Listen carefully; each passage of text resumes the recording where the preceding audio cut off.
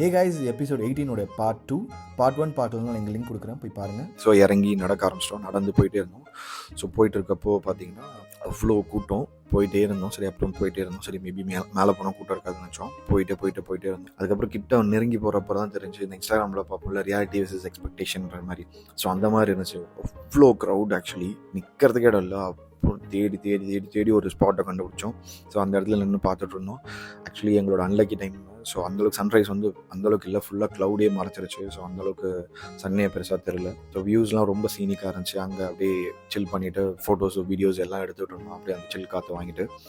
So அப்புறம் இந்த famous அந்த ஜாக்வார் ஃபேஸ் இருக்கும். ஸோ அந்த ஃபேஸ் இருக்கிற இடத்துக்கு போய் பார்க்கலான்னு பார்த்தா அதை விட கூட்டமாக இருந்துச்சு.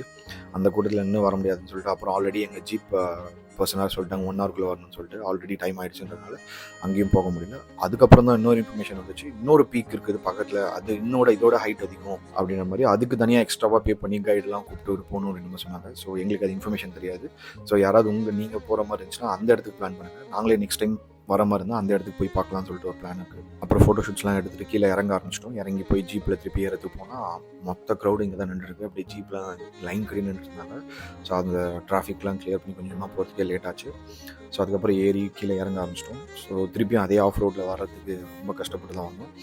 அப்போ ஆக்சுவலி நான் என்னென்னா ஷார்ட்ஸ் எடுக்கிறதுக்கு ஒரு கை பிடிச்சிக்கிட்டு ஒருத்த கையில் ஷார்ட்ஸ் எடுத்துகிட்டு இருந்தேன். எல்லாம் பீஸில் ஆகிட்டானுங்க.